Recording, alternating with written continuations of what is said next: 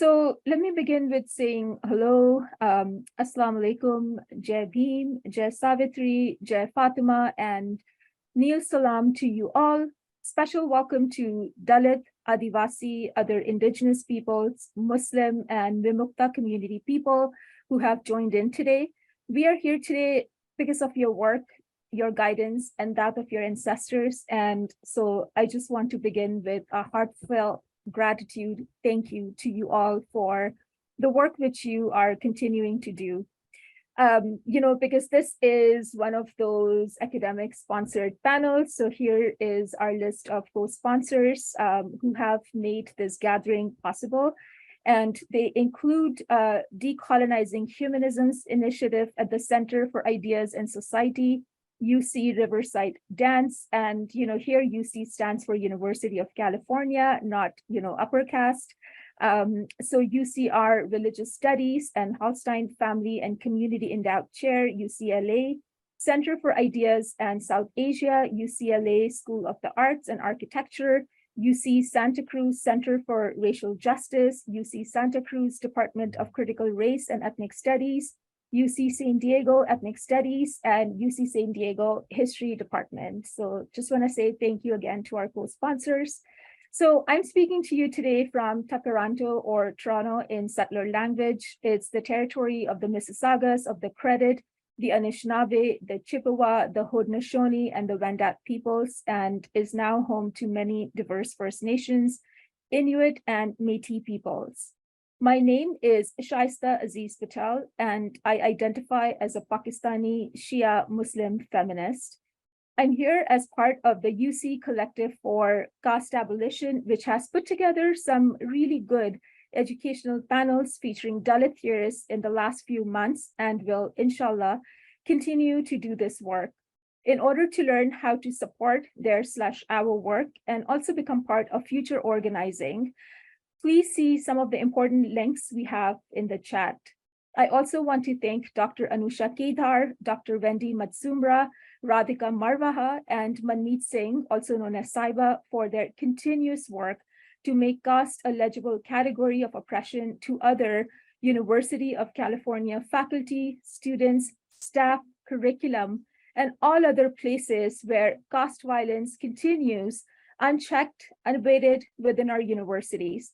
Thank you for this intellectual work, which you do without monetary support for the most part and under often unsustainable conditions. So thank you. 45-year-old Muhammad Akhlaq was dragged out of his bedroom and lynched on the streets of Dadri in western Uttar Pradesh on mere suspicion of cow slaughter.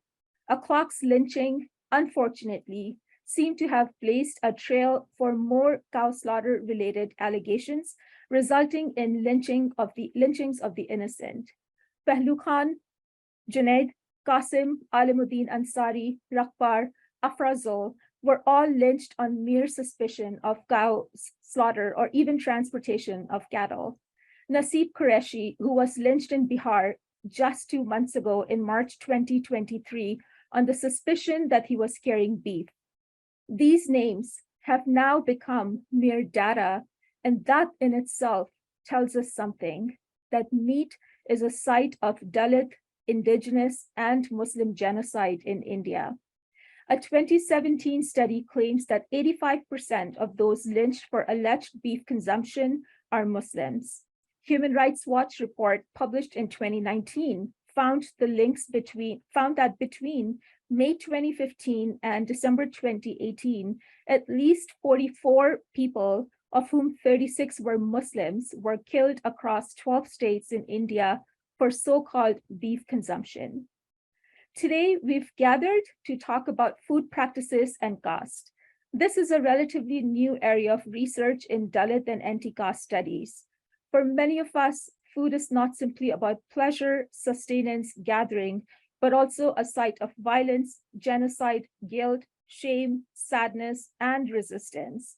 Our beautiful speakers today will share their work on this with us. I read some of the Muslim men's names before to make space for understanding that there is a genocide of Muslims ongoing in India and beef is a site of legitimization, or one of the sites rather.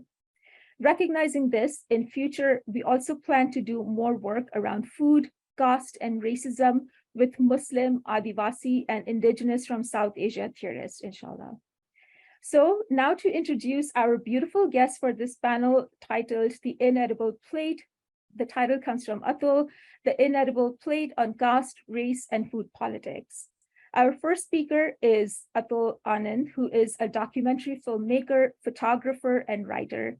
Their work deals with issues of caste, migration, labor, civil rights, anti-caste culture, etc. They have an MA in Media and Cultural Studies from the Tata Institute of Social Sciences, Mumbai. Their film, cast on the menu card, which we are going to show today, has been showcased at numerous locations, both domestically and abroad.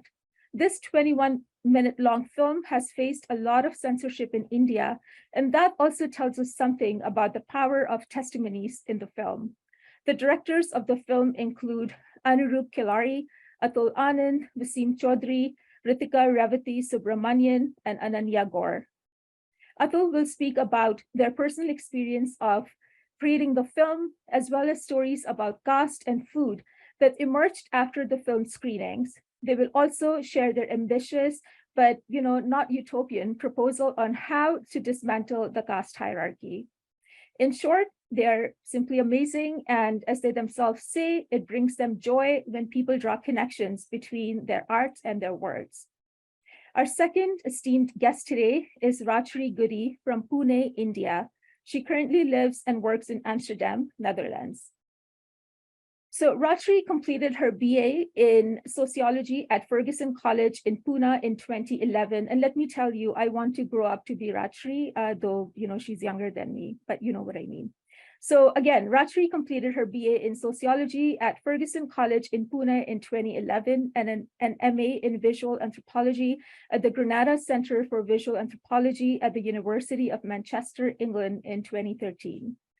Rajyashri's art practice is informed by her academic background and her Ambedkarite roots. She's interested in creating space and time for thinking through everyday instances of Dalit resistance and incorporates reading, writing, ceramics, photography, printmaking, and installations in the hope that these mediums will enable further conversation about caste and its hierarchies.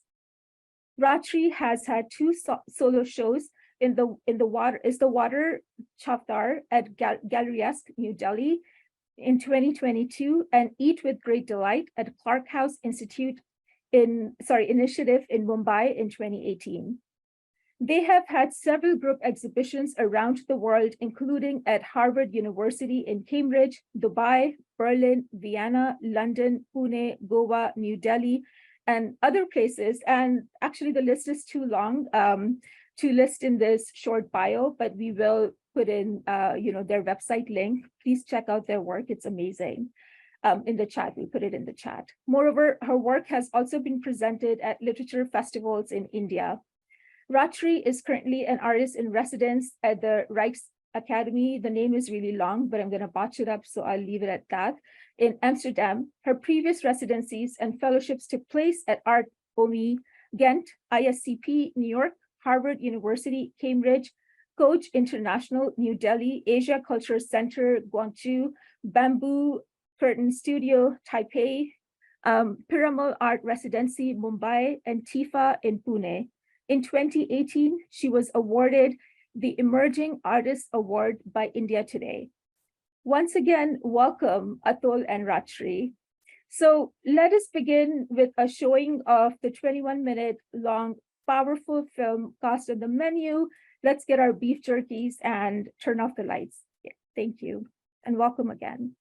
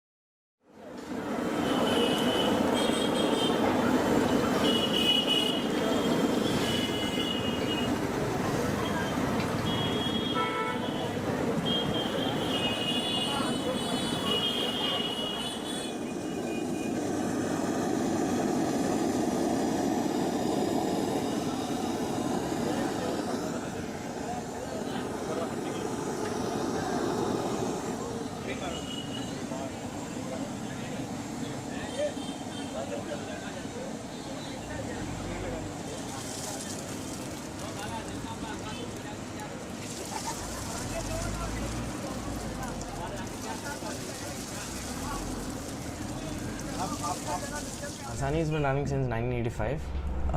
My father, Mr. Jacob Varghese, he's the owner and he's still there, who's managing the entire business. I mean, we serve to a lot of customers. So, there are many customers who don't like beef, or there are many religious issues that come in. So, for those customers, we've not been mentioning beef on our menu. It's cooked separately. We don't mix up chicken, beef, or we actually respect the vegetarians who come in. So we cook as a vegetarian differently, beef differently. There were guests who might complain of, beef smell or something, which we could manage. We could relocate them to a different place. Actually not specifying it in the menu is a way of not promoting beef. But we can't just stop beef because that's been, running the business for a long time.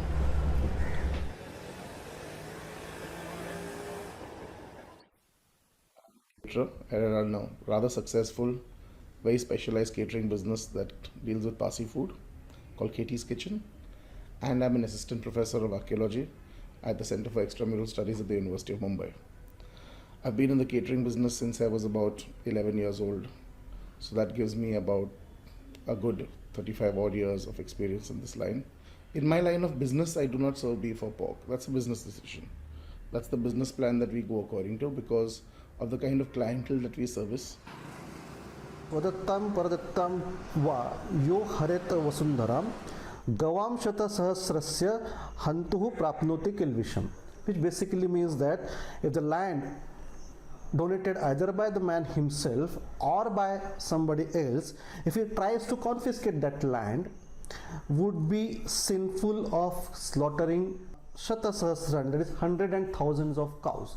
So here it is particularly mentioned as a deterrent against confiscating land, that if you confiscate a land, you will be committing a sin of killing 100,000 cows.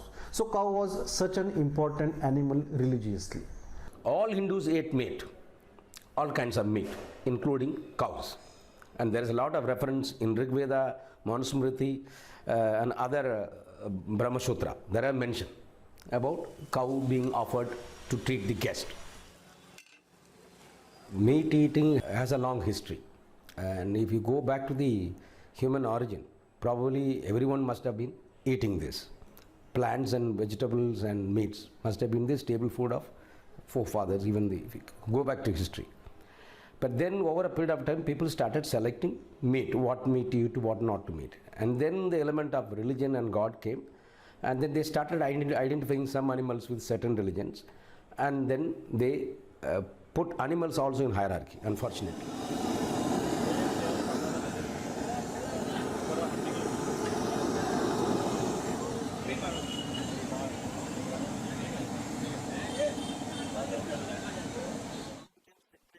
For the elite class, because the scriptures that we have, the texts that we have, the law books that we have are essentially designed and devised and formulated by the elite class for the elite class. We really do not know the practice among the masses. How can anybody say you eat this meat, you don't eat this meat? Ravi Shastri was honest in admitting, yes, I ate. Most Brahmins who migrated to Europe, they eat beef. Many professors who migrated to America, they eat beef. अगर कोई गाय को मारता है तो उसको तुरंत हमारे समाज से बाहर कर दिया जाता था उसको, और ऐसे लोग फिर बाद में अछूत हो जाते थे कि भाई इनका छुआ कोई खाएगा नहीं, इनका किसी घर में प्रवेश नहीं होगा। जो मरा हुआ खाएगा वो इंसान छोटा हो जाता है, और जो जानवर खाता है भी है और फिर भी बोलते हम नहीं खाते, वो खा के भी बोले कि हम नहीं खाते, वो बड़े मुंबई में, और खाने वाले सब खाते, वो कोई दिखाता नहीं है।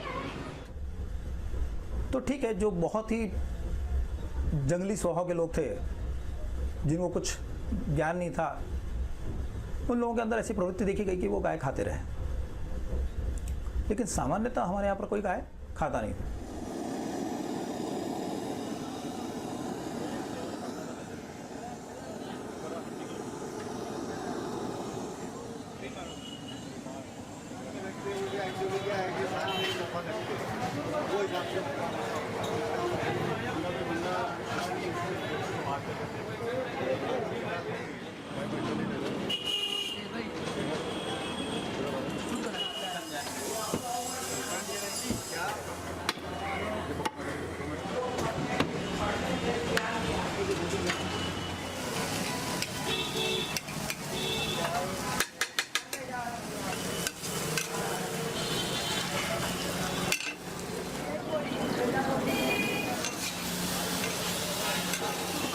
हम जानवर का मांस खा रहे हैं, तो कोई बंदा बैठा है दूसरे कास्ट का, वो सीधा बोलते हैं अरे इनके साथ बैठने का नहीं है, ये भंगी लोग है, ये है वो है, ऐसे बोलते हैं। बुरा तो बहुत लगता है, पर क्या करें, कंट्रोल कैसे देते।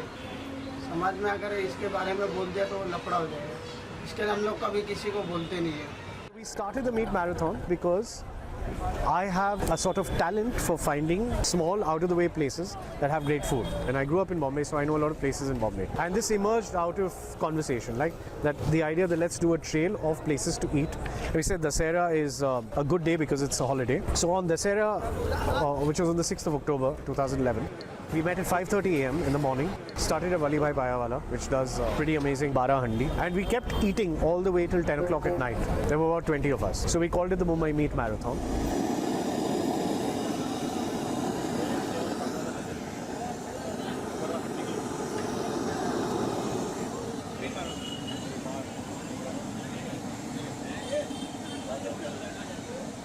सावरकर जी के सामने एक समस्या थी कि देश में जो लोग राज कर रहे थे वो हिंदू समाज को तोड़ना चाहते थे। तो वो बार बार कह रहे थे कि भाई हिंदुओं में गाय को जो मां मानता है, जो गाय का मांस नहीं खाता है, वही हिंदू है, और जो गाय को मां नहीं मानता है, जो गाय का मांस खाता है, वो हिंदू नहीं है। तो ये जो समाज को तोड़ने की जो चाल चल रही थी, उसके खिलाफ में सावरकर जी ने कहा कि नहीं, अगर कोई गाय का मांस खाता है तो वो भी हिंदू है। अगर चमड़ा अशुद्ध होता तो ब्राह्मण तो उसको छूता भी नहीं। तो ये चर्मकारी तो बनाते थे, इसलिए चर्मकारों की बहुत बड़ी इंडस्ट्री थी। चर्मकार कोई अछूत माना नहीं जाता था।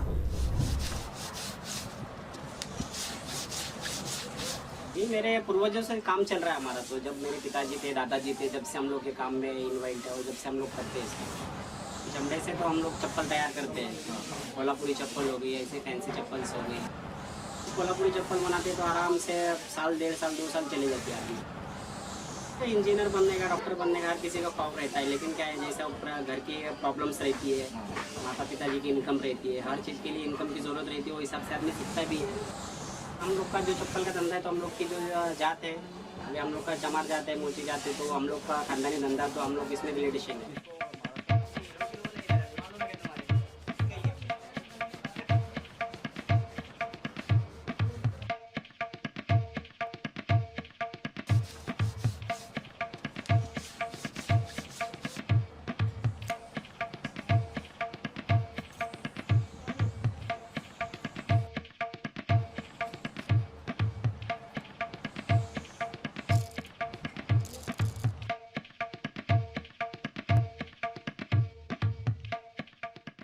Those who are employed, by and large from the marginalized background, they could be Dalits and backward caste, they are the people. So that way their daily wage depends on such industry. So it is there.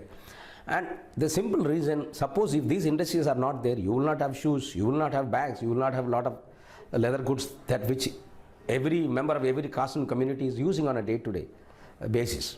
हमारे देश में गाय को पालने वाले का सम्मान है, गाय को काटने वाले का सम्मान नहीं है। तो केवल आप उसका पेट भरना चाहते हैं, उसको सम्मान नहीं दिलाना चाहते हैं। जानवर मरेगा तो इसके बारे में भी कभी हमको ही बोलेंगे, दूसरे कास्ट को कोई बोलता नहीं है। In music industry, the tabla and mridangam is prepared by this animal skin. So the person who prepares, process it, probably a Dalit, but actually the benefit of that goes to Brahmin. So there is no untouchability there. इनको सिर्फ पैसा प्यारा है, गंदगी का काम प्यारा नहीं है। उसके लिए बोलेंगे तो क्या बोलेगा, नहीं हमारा काम नहीं है, वो तुम ही करो।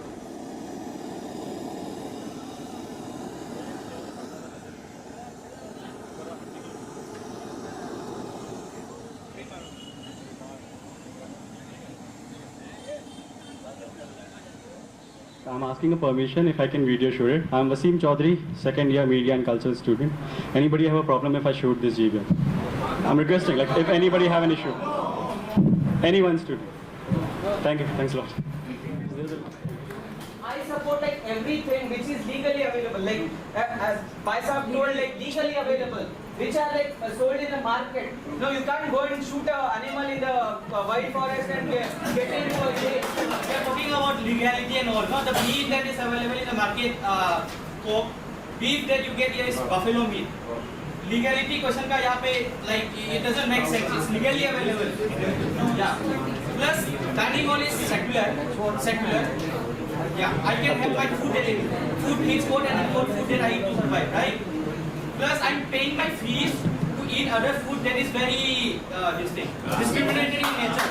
30% to 40% of the campus who actually are beef eaters, actually are buff eaters, actually are pork eaters. Why cannot that 40%, 30% of this entire campus be taken into consideration? Besan and bhakri, so it is not available. So we are not demanding like bhakar and besan.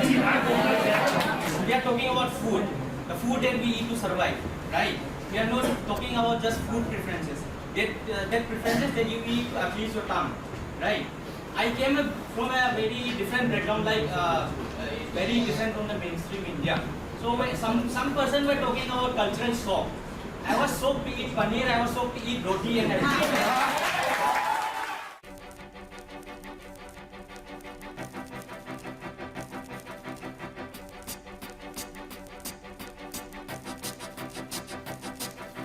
Beef, pork, chicken. All I really want is some beef, pork, chicken.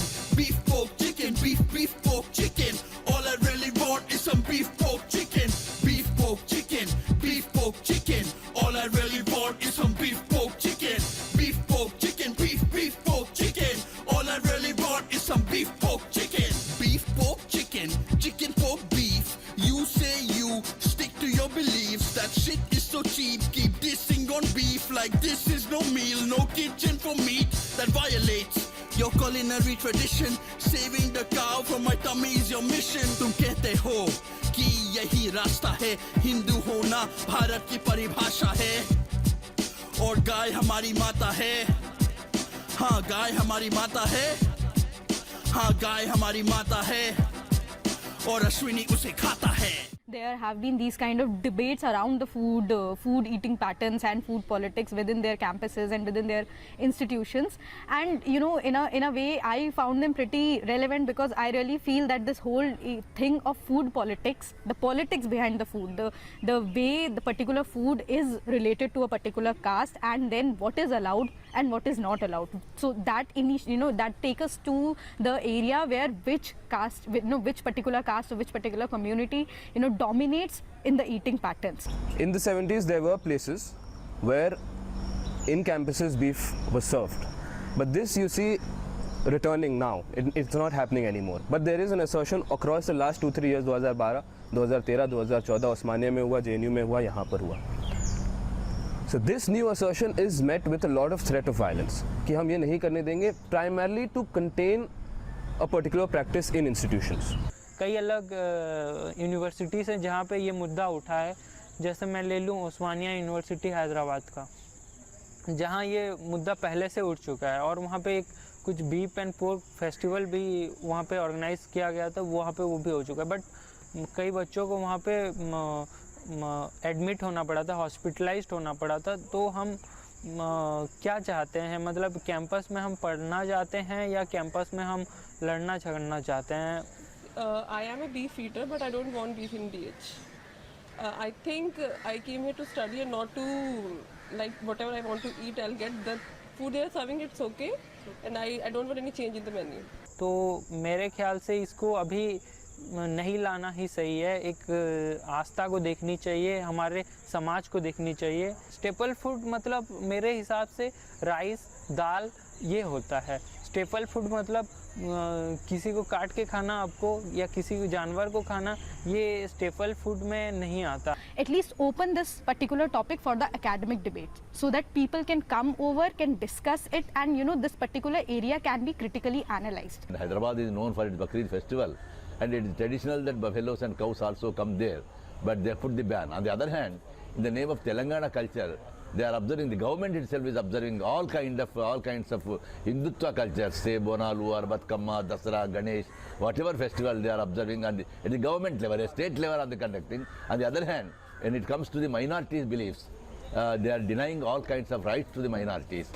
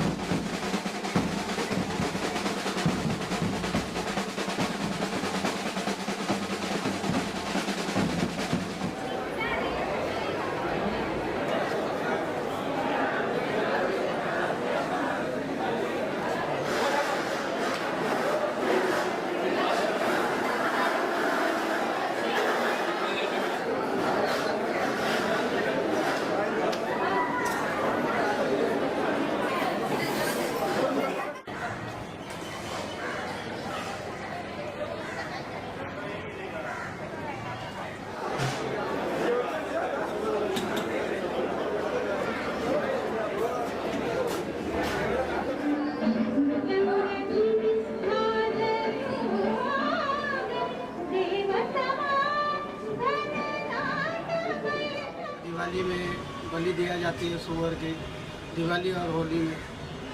Valmiki हुआ या दूसरा other caste हुआ तो सब में बांटा जाता है। दोस्तों में हुआ, प्यार से खाने के बाद भी बोलेंगे कि हमने नहीं खाया, हम ये चीज़ नहीं खाते, इनको गंदगी लगता है।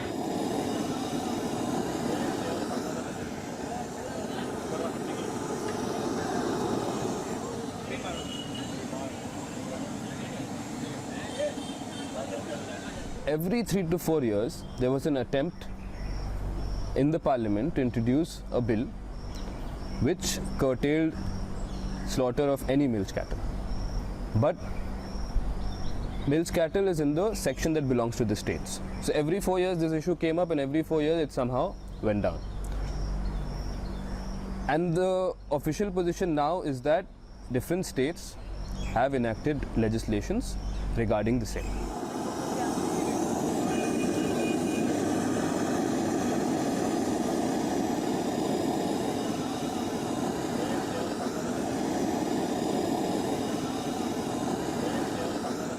कोई वेज खाता है, कोई नॉन वेज खाता है, तो इससे क्या मतलब थोड़ी कि उन पे हम प्रेशर डालेंगे कि खाओ या फिर हम ना खाएं। खाने को खाने के तरीके से देखो, या जो खा रहे थे उसको मना मत करो, सबका पेट है, किसी का मन मार नहीं सकते। एक्चुअली बड़ा जानवर छोटे जानवर को खाता है, तो खाने की चीज़ें तो खाता ही, उसमें क्या है।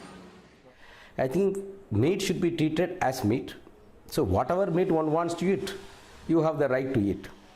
There is no, I think, why to discriminate animals?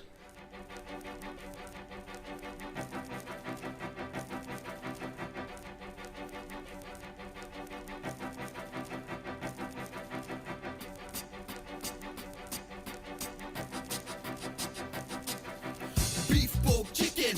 Beef, pork, chicken. All I really want is some beef, pork, chicken.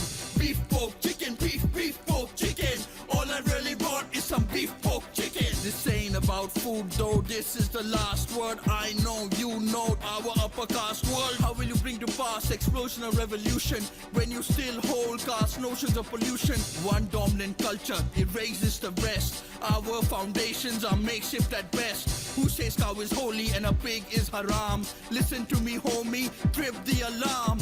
Not God, this a check you ain't prepared to sign. Beef and pork a threat to your paradigm. Not God, this a check you ain't prepared to sign. Beef and pork a threat to your paradigm. Beef, pork, chicken. Beef, pork, chicken. All I really want is some beef, pork, chicken. Beef, pork, chicken. Beef, pork, chicken. All I really want is some beef, pork, chicken. Okay, thank you. Thank you so much, Radhika, for screening that film. So now I would like to invite one of the directors, Atul Anand, to please share their thoughts, reflections. The film is now 8 years old, and I've shown it in my class so many times. And Atul, like, one of the questions that you can either answer now or text me later is, how did you get the cow therapist to talk to you, and what the F is a cow therapist? Anyhow, I was being facetious, but please, the floor is yours. Thank you. Thank you, Shaista.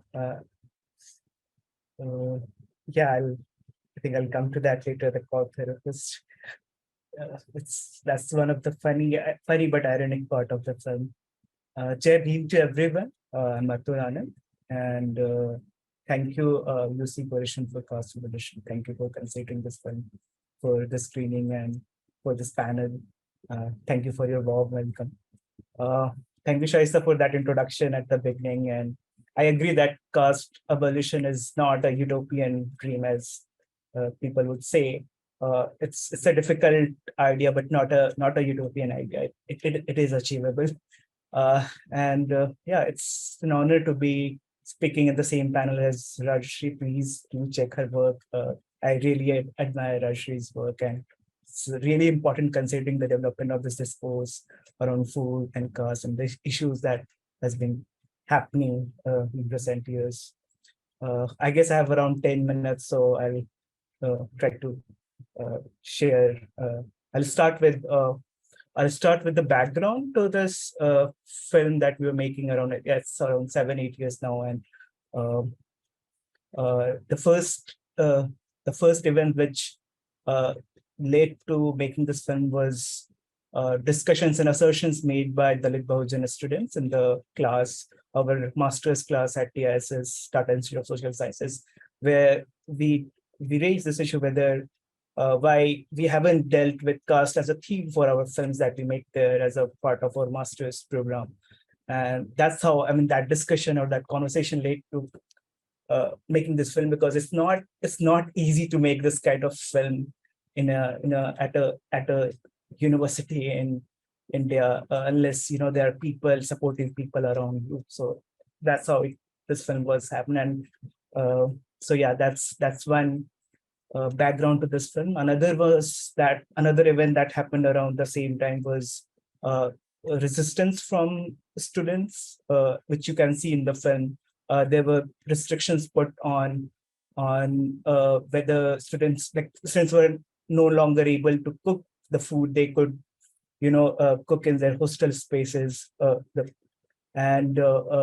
that led to the demand that why not include beef and pork in the menu, that because it's part of their culture, for students' culture, and that those demand has been there within other university as well, which a few, like in the range of a few years, JNU, Hyderabad, many other universities had the similar demands from students to include beef and pork in the menu because of how Dalit Bahujan Adivasi students were there in these campuses, and they were their culture was also could be part of this. This demands came from there.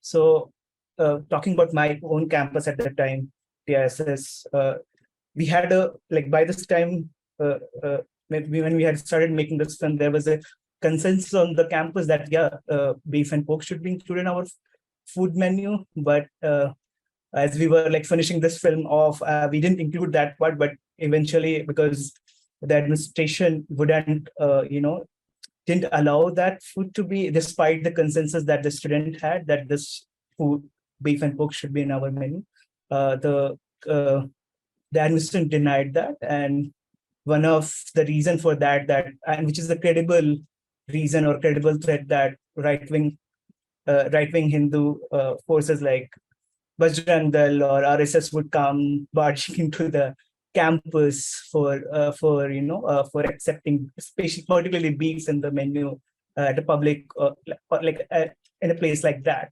So that's definitely a credible threat, but that was not just the thing. It's also something that upper caste. There is a caste aspect to it, and that could be seen how even the so-called liberal or even progressive spaces wouldn't allow beef in their spaces, like the Hindu newspaper in their canteen. So that was also, there is discomfort with with beef, even though this and a lot of this places would serve meat of chicken, of mutton, but not beef. Beef is where whether you are a Hindu or not, according to the practices or the Hindu practices or brahmanical practices, that you can eat meat but not the cow meat. So and this is, I think, reading Ambedkar was something which was really a fun part or really interesting part of doing research for this film. Was one of his texts is who were the untouchables, and there are other Ambedkarite scholars who have written around food and beef and how beef became such a taboo in India. So despite the fact that Hindus and Brahmins used to eat beef probably a couple thousand years ago. So yeah, I'm not sure, but maybe it's just 1,000 years ago, I guess. So yeah, I'm forgetting the source there. So yeah, coming to the Ambedkarite discourses, or what Ambedkar has said about beef and caste. I think what Ambedkar says is about looking at vegetarianism and beef issue as a conflict between Buddhism and Brahmanism, where the reason why Brahmins stopped eating beef was to maintain this difference from Buddhists and to enclose themselves into a caste through these practices. So that's one of the food is one of the ways to do that, to say if you are eating this food, you are not on equal footing as us, like you are lower in the caste hierarchy if you're eating this food, or basically you're not even part of the, you are at the bottom of the caste hierarchy if you're not a Hindu if you're eating beef. So that practices came into being by Brahmins as a mean to like differentiate themselves from Buddhists. That's what Ambedkar has said. And you wouldn't see so many direct references to Ambedkar because we're still reading Ambedkar when we were making this film. But Ambedkar is implicit in this film, especially Professor Ramaiah, what Professor Ramaiah has shared in this film throughout about, making this hierarchy within animals of which animal is you should eat, which animal you should not eat. That just comes from caste and what Ambedkar has written. So, yeah. I mean, caste is about segregation, something that it has in common with race in many ways, segregating each caste in a way that you cannot have social mobility. And these practices, which includes food, is one part of it, but endogamy and a lot of other caste practices that they make sure that you stay in your caste and you do not cross over into another caste, or social mobility is discouraged that way, that your caste is basically your community, that caste. So it's in that way, it's very oppressive system. I mean, that people would know, I think. Yeah. So just let me go back to my for a bit. So the people who are particularly affected by this oppressive caste practice of this taboo for beef, it's particularly Muslim people, Dalit people, and lower caste people who eat beef. And that reminds me of one of the stories that had happened after the screening of this film.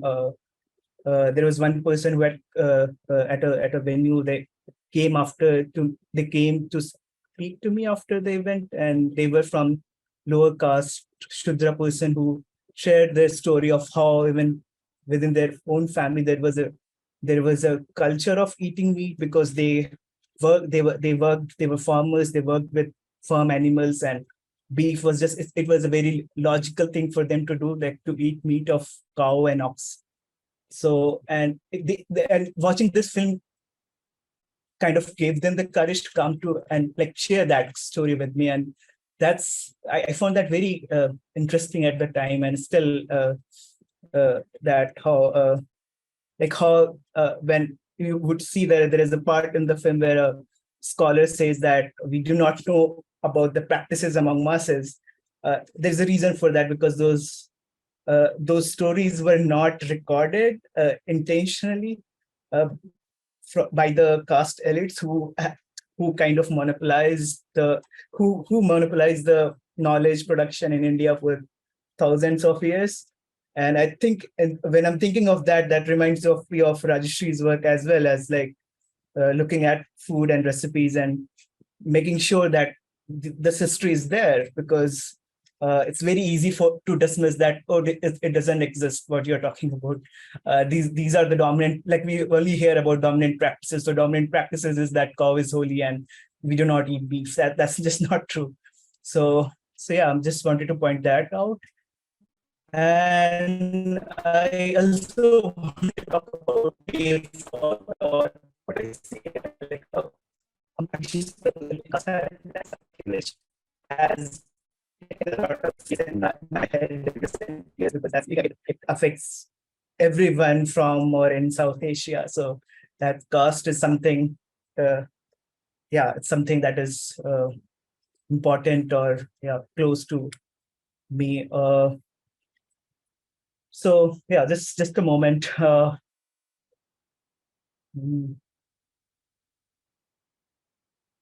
Just a minute. So I think it's not something that new I'm adding here. People before me, Ambedkar, many anti-caste intellectuals have said how to end caste and what we can do. There are many ways to do that. One way that I could think of it is about quitting caste. Is about saying that we that like based on where you are in the hierarchy, it affects everyone. But it affects everyone differently based on where you are in that graded hierarchy, whether you are in the middle, you are at the bottom, or because the graded hierarchy makes this gives you that this idea that even like if you're in the middle of that caste hierarchy, even if you're being oppressed, you will still want to hold on to caste because it also gives you privilege. So people who are upper caste, I think those are the people I would like to talk to right now about, because I think people who are lower, people Dalit Bahujan, people, there's so much incentive in quitting caste, but for upper caste people, there is not as much incentive. Like again, that's something I'm assuming or based on that graded hierarchy. But for people who know that it's about their dehumanization, and I have heard upper caste people talking about how dehumanizing caste is for them. There's incentive there for people from upper caste to leave caste system, to quit caste system. And I think quitting caste system or saying that I would not be part of caste system is just the beginning, because what comes next is where you go from there. Because for so many years you were told that, not just told, that you see it as practice or in practical sense, that your caste has been your community, your network, your support system. And now if you're not going to be part of that system, then how you're going to survive in this world without any support system? Because that's a very difficult, can be very difficult situation for a lot of people. And that's where I see resonance or some similarities with people who are like people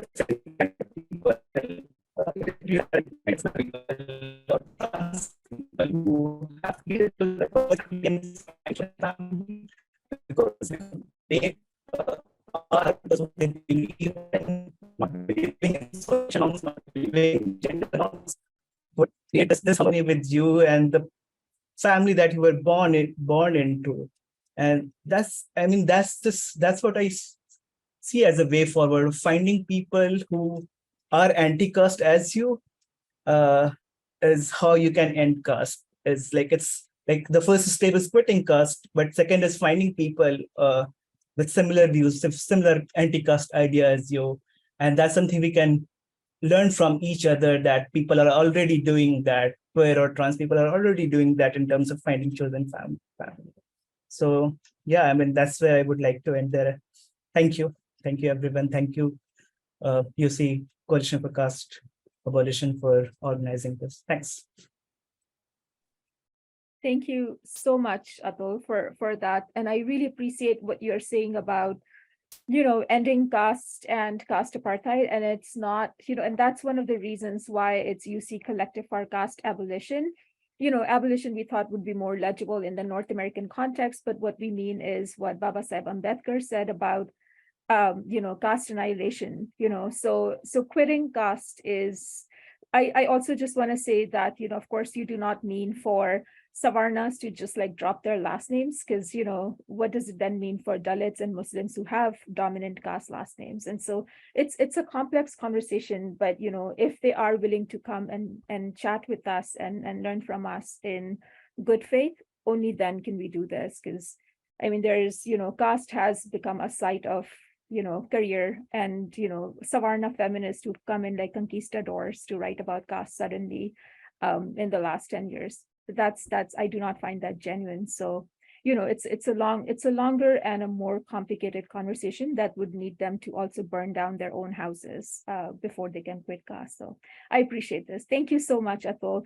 Next, we will, I'm inviting Rajyashri, who is absolutely fabulous. And Rajyashri, every time, I've listened to some of your talks, and every time you reference, Ambedkar burning down Manusmriti, I am full of glee because I see you doing that with your work again and again. So thank you for that. Okay, the floor is yours, Rajyashri. Thank you. Thank you. Thank you so much. Atul, thank you for screening your film again. I just found an email that I had written to Atul in 2018, asking if I can screen the film for my first show at Clap House. So it was quite, yeah, it was quite, and actually, I think,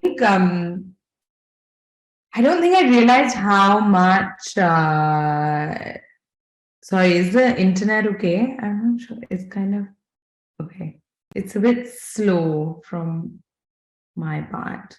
It's okay, perfect. Yeah, I'm not sure why. It's normally great. But yeah, I think watching the film as I think I was still in Manchester, like finishing my master's. Yeah, I think I was quite disappointed in my thesis, whatever I was doing. And then I saw this film and I got very excited. And I had no idea I was going to be working on food later on, but it just felt very like current and it felt very relevant. And I was kind of like, God, what am I doing sitting here in the UK and like, I don't know, not engaging. So yeah, I just wanted to say a big thank you to Atul and the other filmmakers for making this film. And even seeing it today, I think it's even more sort of like daring seeing it today. Like it's been so long since the film was made, and watching it today is still like, okay, yeah. But yeah, I think there was this whole I guess since this film has been made, also there's so much that's happened. You mentioned all these lynchings, you mentioned this beef ban, and I think many of these like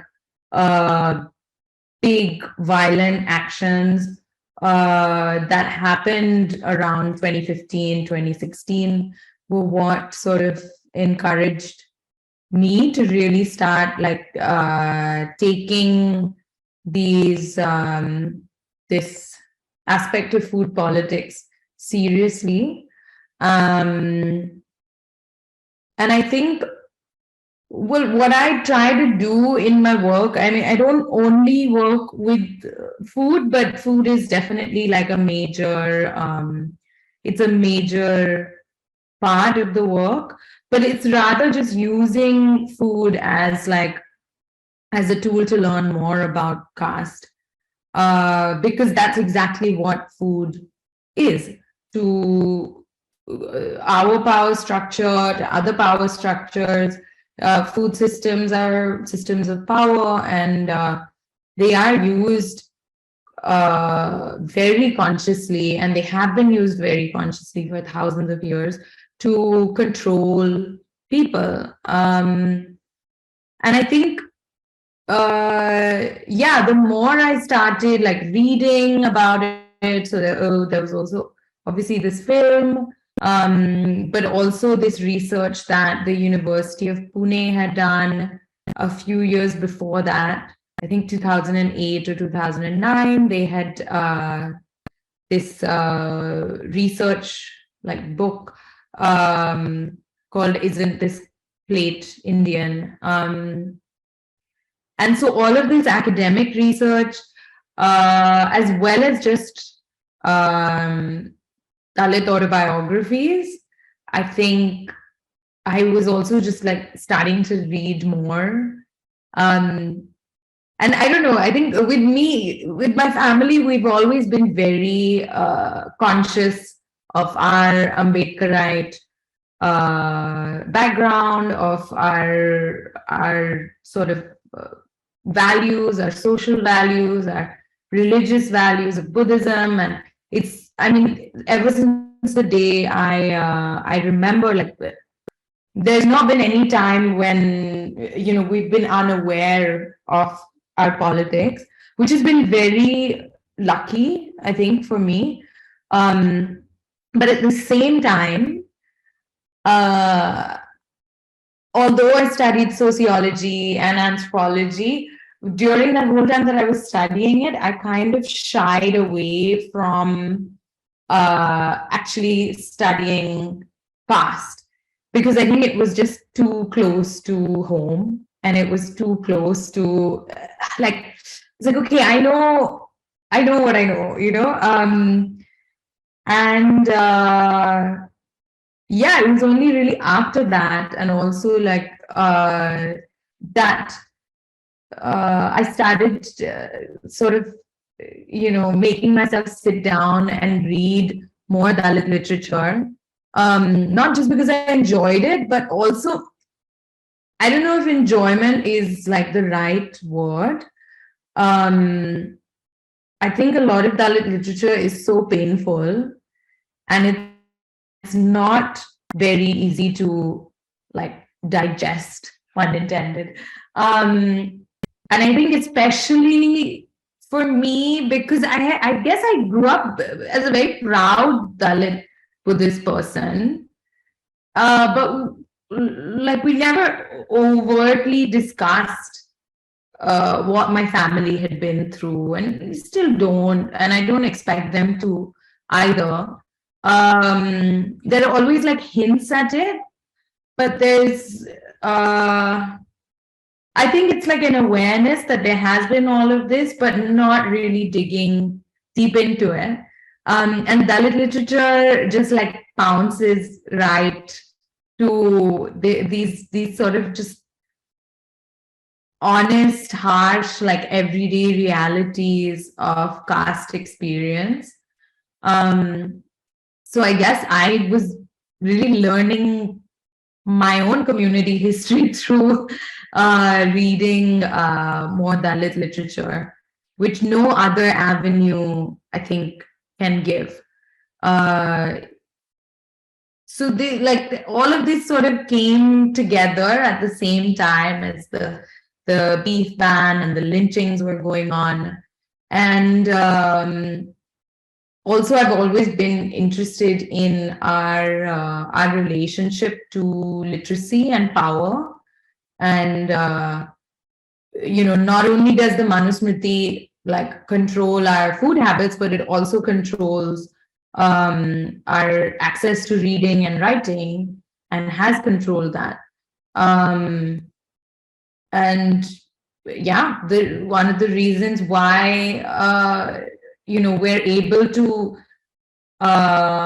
learn so much about Dr. Ambedkar, to unpack so much about still is also simply the fact that he's left this like written legacy behind. And I think that in itself has been such a big value, especially like personally as well, just sort of my mother especially really focusing on making sure her children like get the best kind of education we can get. Like all of these kind of boil down to telling your own story, being able to tell your own story, being able to like have a voice that lasts beyond you, perhaps. And in a very like seemingly simplified way, it also boils down to like, okay, then do you have a cookbook or not? And I know that sounds flippant, but there is an importance in food histories, and cookbooks hold a lot of these like connecting the dots.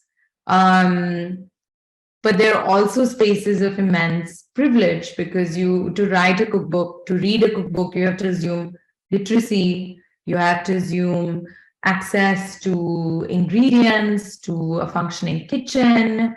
You also have to assume that like people can pass on this taste. You can experience somebody else's life through this possibly.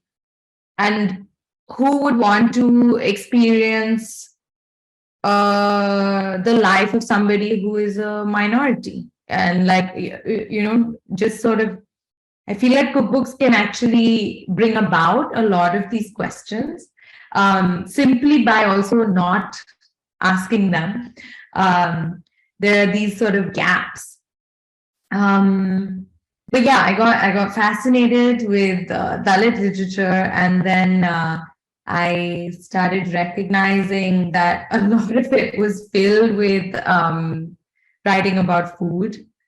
And so I just started marking out, like, whenever the writer would talk about food, I just started like marking those bits out in each autobiography, and then I would note it all down, and then I would use the same writing and just twist it into a recipe, into sort of, and should I read one or two? Would that work? I can share the screen. Please do. Let's. Thank you. Please do. Thank you. Excellent. One second. Sorry, I'm not sure what is going on with the sharing, but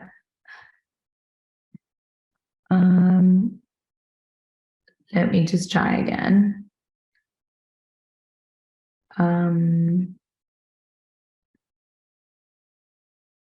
Yeah, I'll try. Yeah, I'm not sure. It's what's happening is basically just some like strange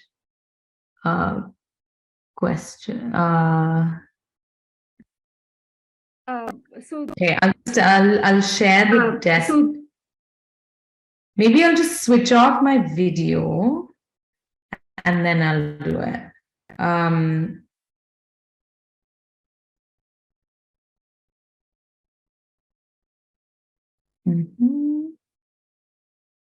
Yeah, I could also.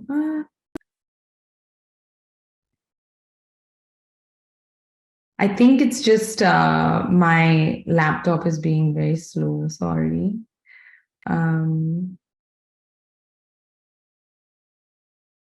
No worries. Please take your time. Yeah. Could I actually just, yeah. I can't handle all this stuff.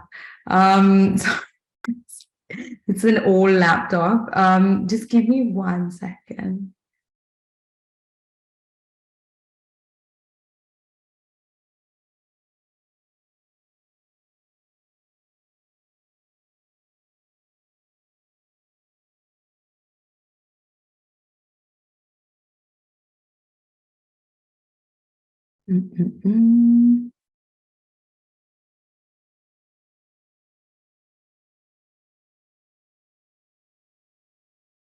Actually, also, if so our admin people are saying that if there's a link or a file you want to send to them, they can also share it. If that's Yeah, I can do that. Could I send a PDF for everyone? Just a small one. Yes, that would work. So even if you put it in the chat.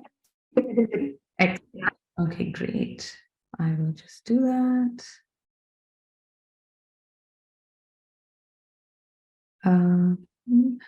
Here we go.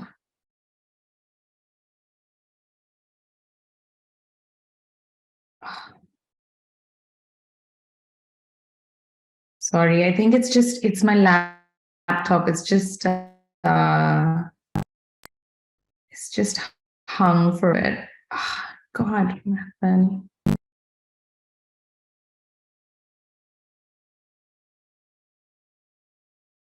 Okay, I think we've lost Ratri, and hopefully they'll be joining us back soon. But we do have links in the chat for their website, which also has a particular webpage, whatever it's called, for their recipes, which are amazing.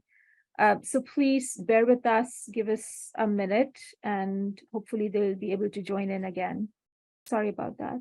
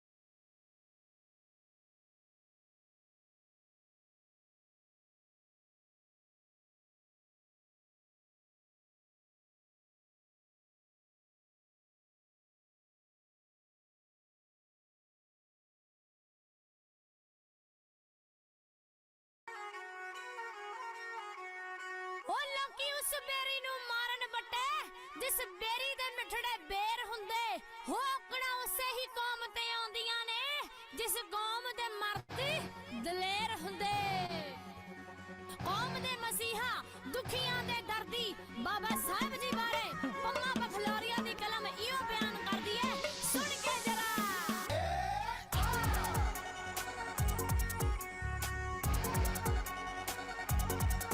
ਮੈਂ ਵੀ ਹਾਂ ਬਾਬਾ ਸਾਹਿਬ ਦੀ ਜਿਨ੍ਹਾਂ ਲਿਖਿਆ ਸੀ ਸੰਵਿਧਾਨ ਉਹਦੀ ਕਲਮ ਦਾ ਖੱਟਿਆ ਖਾਇਦਾ ਤਾਂ ਹੀ ਸਿਫਤਾਂ ਕਰੇ ਜਹਾਨ ਮੈਂ ਫੈਨ ਹਾਂ ਐਸੀ ਸੋਚਦੀ ਫੈਨ ਹਾਂ ਐਸੀ ਸੋਚਦੀ ਦੇ ਗਏ ਸਾਡੇ ਲਈ ਬਲੀਦਾਨ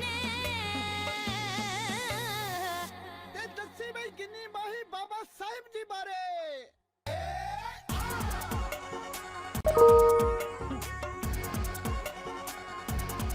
ਹੋ ਦੁਨੀਆ ਲਈ ਆਪਾਂ ਉਹ ਨਾ ਪਾਇਆ ਖਾਸ ਮੁਕਾਮ ਵੀ ਮੇਰਾ ਦੀ ਉੱਚੀ ਸੋਚ ਨੂੰ ਸਭ ਚੁੱਕ ਚੁੱਕ ਕਰਦੇ ਸਲਾਮ ਯੋਧਾ ਉਹਨਾਂ ਜਿਹਾ ਨੀ ਕੋਈ ਹੋਵਣਾ ਉਹਨਾਂ ਜਿਹਾ ਨੀ ਕੋਈ ਹੋਵਣਾ ਨਾ ਕੋਈ ਉਹਨਾਂ ਜਿਹਾ ਵਿਦਵਾਨ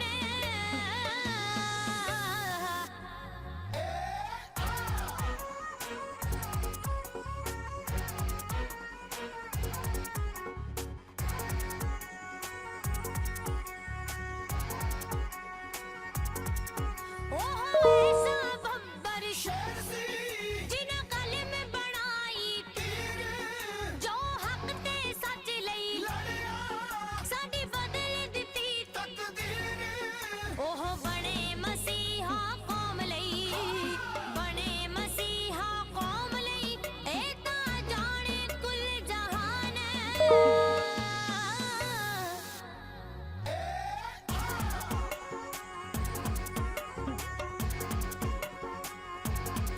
ਰੁਲਦੀ ਔਰਤ ਦੀ ਪੱਤ ਨੂੰ ਉਹ ਨੀ ਬਣਾਇਆ ਸਿਰ ਦਾ ਤਾਜ ਮਾੜੀ ਹਾਲਤ ਵੇਖ ਸਮਾਜ ਦੀ ਚੁੱਕੀ ਕੌਮ ਲਈ ਉਹਨਾਂ ਆਵਾਜ਼ ਕੋਈ ਵਿਰਲੀ ਮਾਂ ਹੈ ਜੰਮਦੀ ਵਿਰਲੀ ਮਾਂ ਹੈ ਜੰਮਦੀ ਹੋ ਪੁੱਤੀ ਉਹਨਾਂ ਦੇ back.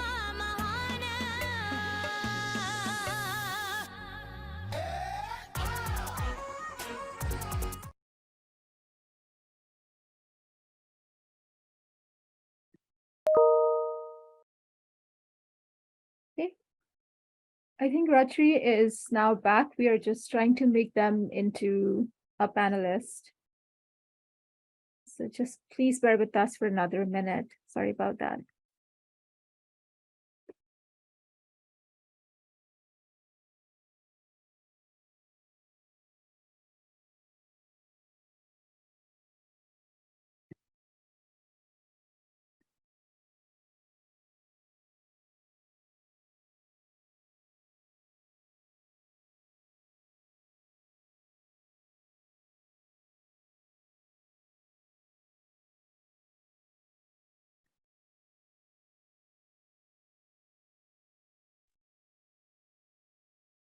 Hi, can you hear me? Yes, hi. Excellent, thank you. I'm so sorry. My phone just died. My laptop just completely died. I'm not able to put my video on for some reason, but I could just talk. Sorry, one of the admin people, can you make Rajyashri into a co-host?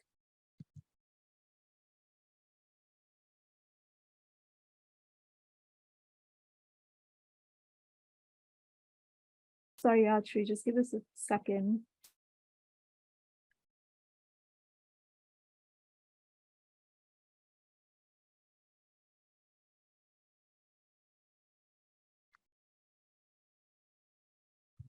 I think Rajyashri, are you receiving an invitation from your end that's in terms of to accept to move over as a panelist?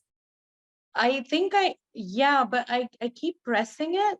I am a panelist now, but it's just the video isn't there.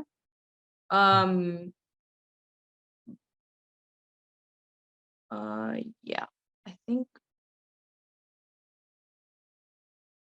I can, yeah, it's just not giving me an option to show my video. But I think that's okay. I can just, yeah, I could just read something out if that works. I'm so sorry to everybody who's attending. It happens. Thank you. Yeah, I mean, if you just want to begin reading while we figure out the video stuff. So sorry about that. No, it's my fault, but no problem at all. I mean, I thought I would read just 2 recipes. And one of them is called, yes, thank you for sharing. Can we go to the recipe called camp?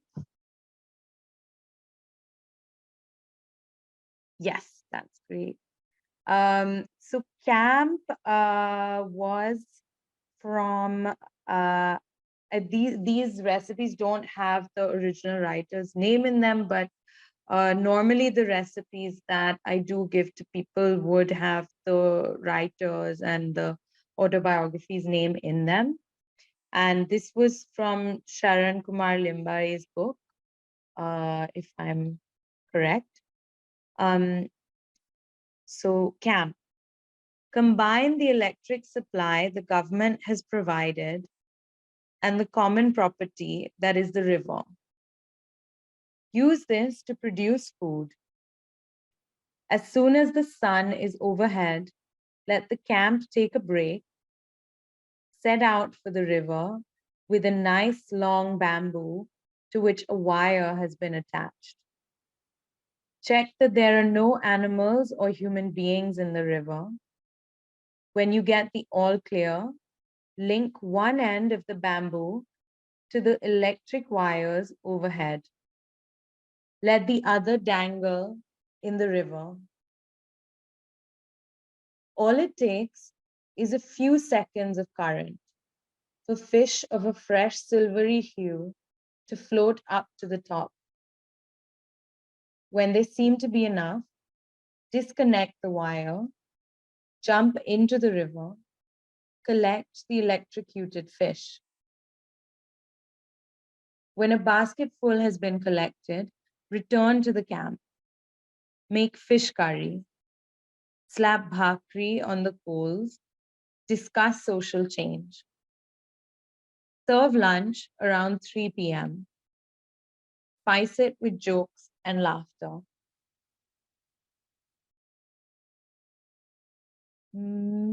Maybe after this, I could just read, it's a couple of recipes after this. It's called Small Piece of Meat. Yes.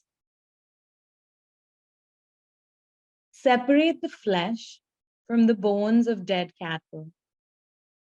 Roast it, eat it.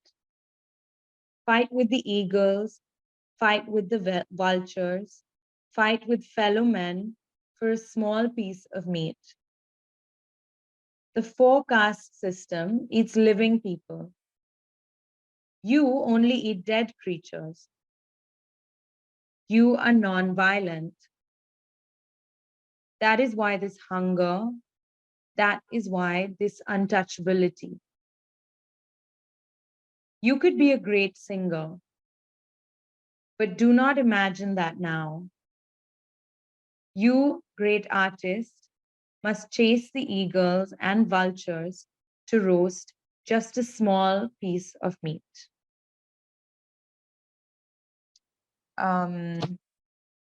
Yeah, I just wanted to read those recipes out, and they're both a bit different from different writers, from different parts of India as well.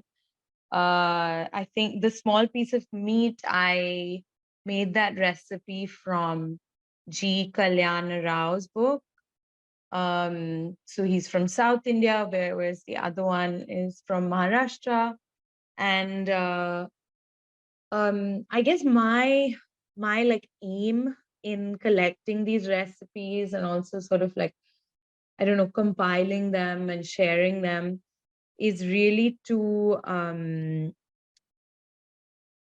also note down all the differences in Dalit food experiences.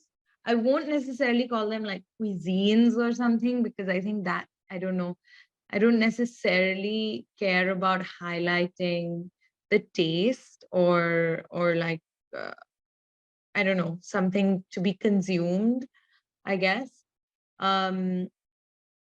But also, the Dalit community is hundreds of millions of people technically. And if we like count across South Asia, even more. And all of our experiences of food, there are similarities, but there are also so many differences. And but they all can like compile into something much larger and something much more complex, which I'm kind of excited about, which is why I keep sort of collecting these like anecdotes and turning them into recipes. And for now, I think I've collected around 250 recipes, not autobiographies yet. But the plan is to sort of just keep at it. Also, in some ways, because they're not all autobiographies. Some of them are called, like G. Kalyan Rao's book is called like a memory text, which I find quite fascinating. Most of them are based in real life experiences, but then there are also books that are written, about certain ancestors that the writer may not have even known, but was sort of talking about their food histories as if they did. And I feel like these are also quite valid moments of truth, and that for a community that hasn't had access to writing down their histories, even these, like, I wouldn't even call them made up, but just these stories that have been pushed through these writers' pens, I feel like they need to be considered as like our history. But yeah, I guess that I will end here and let you all talk more. Rajyashri, thank you so much for sharing that. And sorry, by the way, that's it. Oh no, it's okay. Yeah, it is. I'm not sure why we're not able to make you to allow you to turn on your video. Hopefully that will get figured out. But I just wanted to say that, one of the things that's so powerful, about your work, about Atul's work, is that you both are, creating archives, because there are no archives or there are very, very few archives, and especially for those of us who only speak English or other languages where, in which these archives weren't preserved. This is amazing for, for people like me who are not able to trace our Dalitness in very linear sorts of ways. So I just really, really appreciate it. And I was talking to my family because I was, telling them that, I'm moderating this panel, and we got into this discussion of, halal and haram as Muslims, but as also as Dalits, and how making kebabs out of, flesh of horses has also been a part of our lineage, even as Muslims, and it's in one of our religious hymns, actually.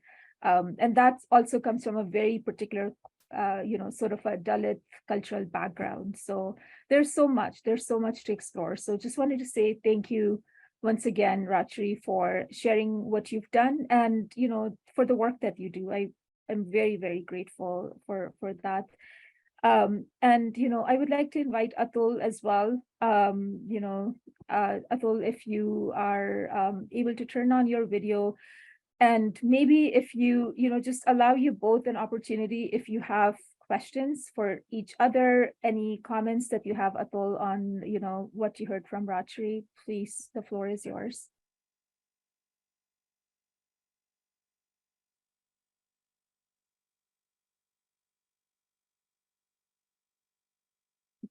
Oh, I don't know if you said something. We can't hear you.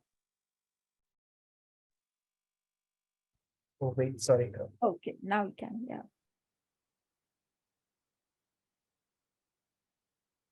Oh, wait, we can't hear you again. I'm sorry. I don't know what's happening.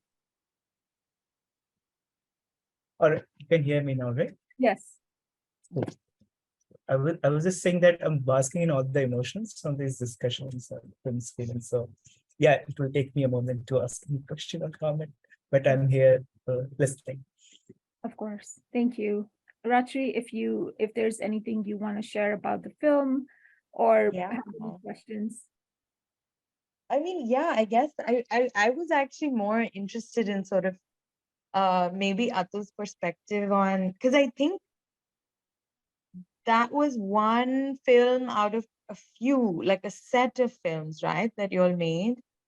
And yeah, I was just wondering what you felt with the reception of that particular film. And also whether, yeah, I guess like, I don't know, did it sort of push you towards an exciting way, or I don't know, what did you notice with all the different receptions of the film?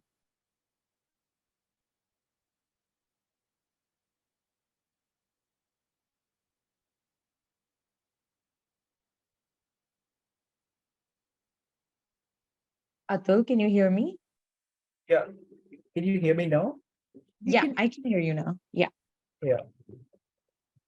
So one of the things that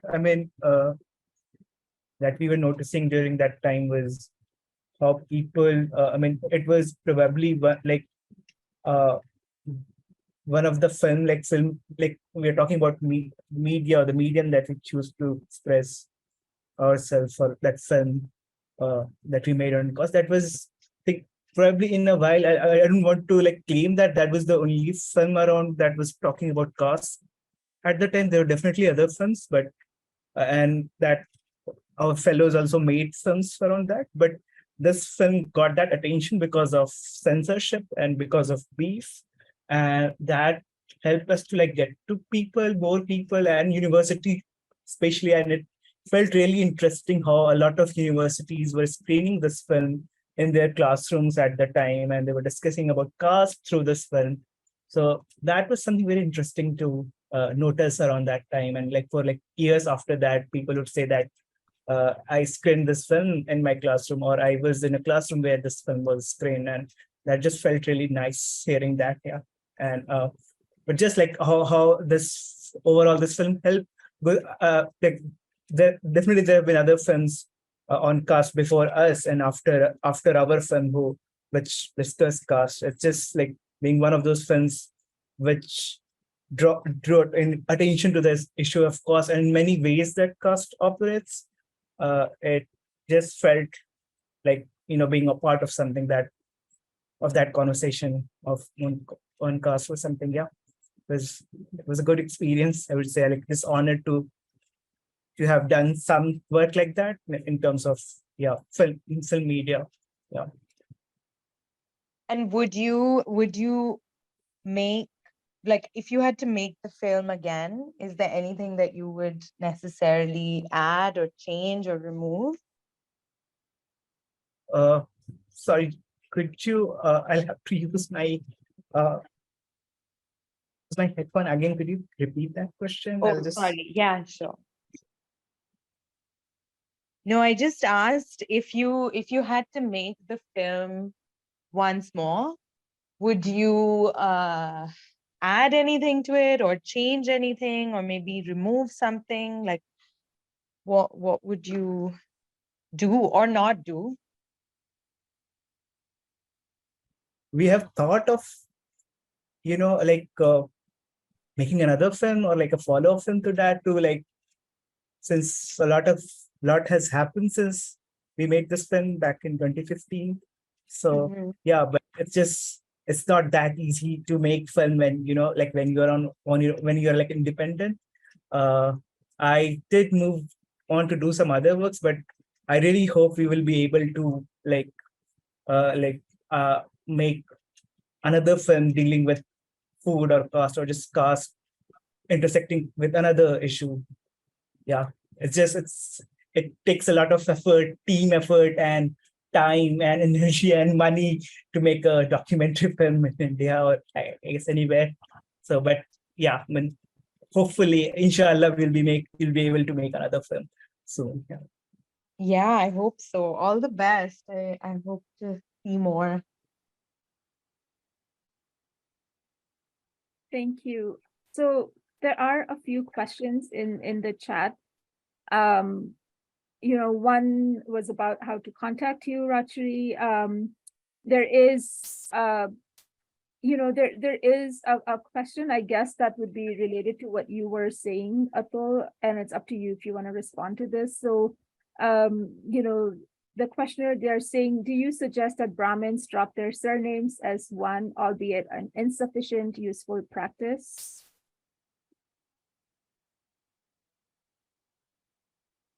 I don't know. I guess it's your choice.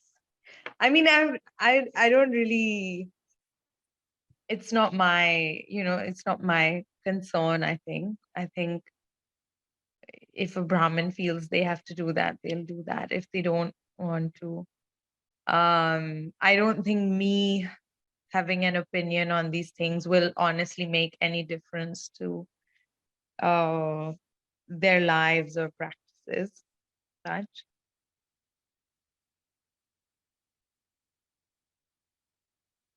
I don't know if you want to share anything at all. I just wanted to share, but like while watching, and I just wanted to talk about Basim, one of the filmmakers of Cross on the Menu Card, and he recently passed away after a long battle with cancer, and just wanted to honor his memory and the role he played in making this film. He was an anti-caste person, and like a really good human being. Just wanted to honor his memory right now.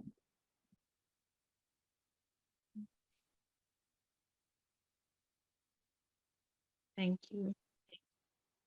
I hope it's okay. I know we are like close to time, like just 1 minute, but I hope it's okay if I read this comment by Professor Humadar, who is a Bahujan Muslim Kashmiri scholar.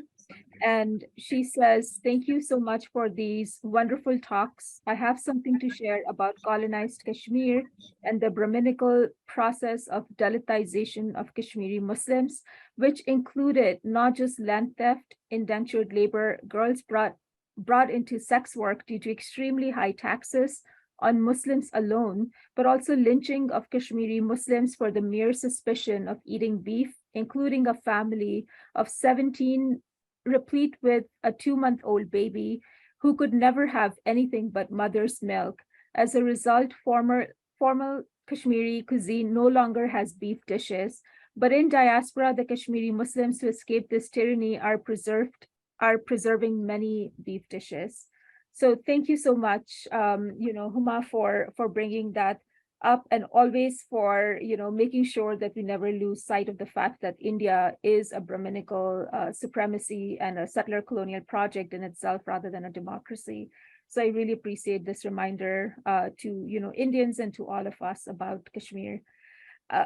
With that, I think, because we are on time, unless there is anything that you would like to share, any other questions, comments, I think this is it for this panel. This was our last panel for the academic year of 2022-2023.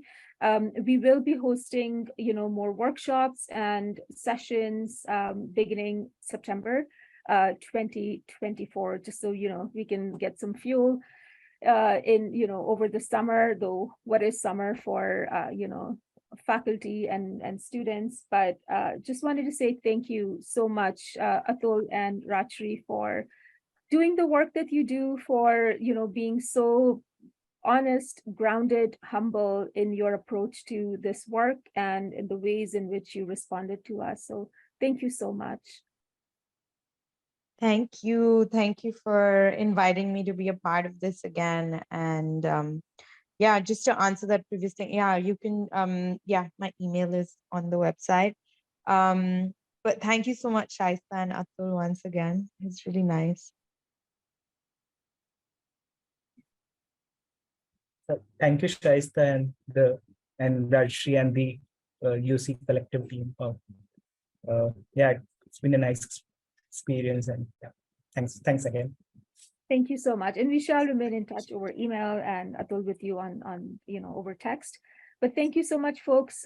Please sign up for our email list to stay updated on some very, if I say so myself, exciting as in educational events that we think are very important as we try to work around the questions of caste equity. We think abolition is also really important. So please stay tuned for more updates and event announcements, reading list, etc. that we send out on our listserv. Okay, thank you so much. Okay, take care. Bye.